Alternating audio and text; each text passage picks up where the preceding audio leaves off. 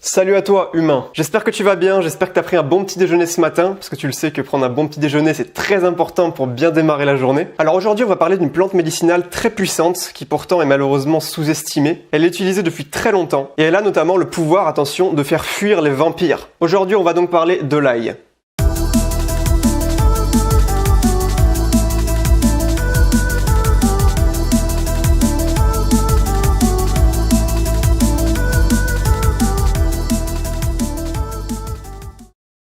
Donc l'ail, c'est cette plante, c'est sous forme de gousse, c'est de la même famille que les oignons, que les échalotes, que les poireaux, etc. Si tu veux tout savoir, ces plantes font partie de la famille des Aliacées, avec 2 ailes. Mais pour en revenir à l'ail, il faut savoir qu'on l'utilise depuis plus de 5000 ans dans beaucoup de formes de médecine, dans beaucoup de formes de cuisine aussi. À la base, c'est une plante originaire de Chine, mais en raison de ses nombreuses vertus, de ses nombreux bienfaits, mais c'est rapidement répandu dans le monde entier, on a commencé à le cultiver un peu partout dans le monde. Il y a de nombreux peuples qui l'utilisaient, notamment les Égyptiens, les Romains, même nos ancêtres à nous, les Gaulois, les Grecs aussi l'utilisaient.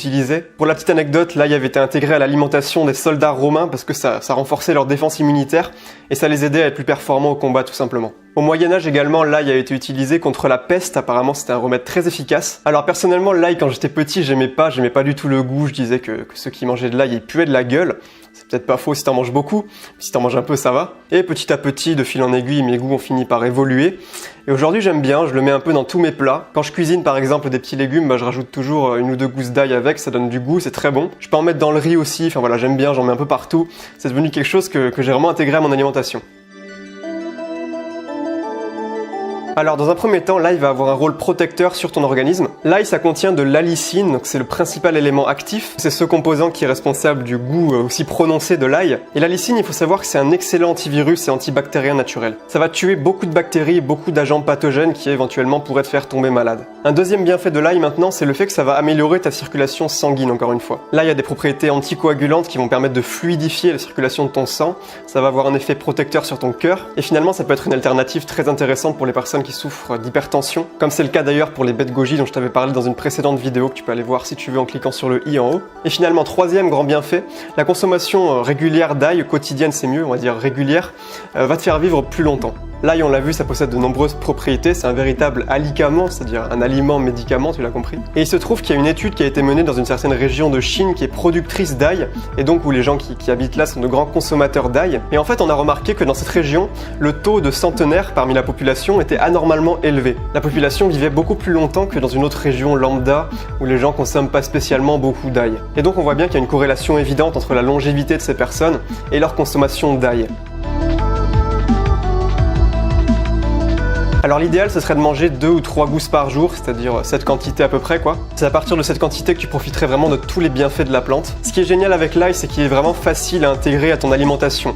Tu peux le broyer, tu sais, il y a des broyeurs à ail, moi j'utilise ça personnellement. Ça te permet de le mettre par exemple dans le riz quand tu prépares le riz, tu fais du riz aillé. Ou sinon tu peux le mettre ailleurs, mais vraiment tu peux le mettre dans n'importe quel plat, c'est ça qui est génial. Ça se marie très bien avec la plupart des plats salés. Donc l'ail c'est vraiment un truc à avoir dans tes placards. Alors attention par contre, il faudrait pas trop le cuire parce que si tu le cuis trop, ça va perdre de ses bienfaits. Il y a beaucoup de ces composants qui vont se dégrader à la cuisson. Donc l'idéal bien sûr ce serait de le manger cru.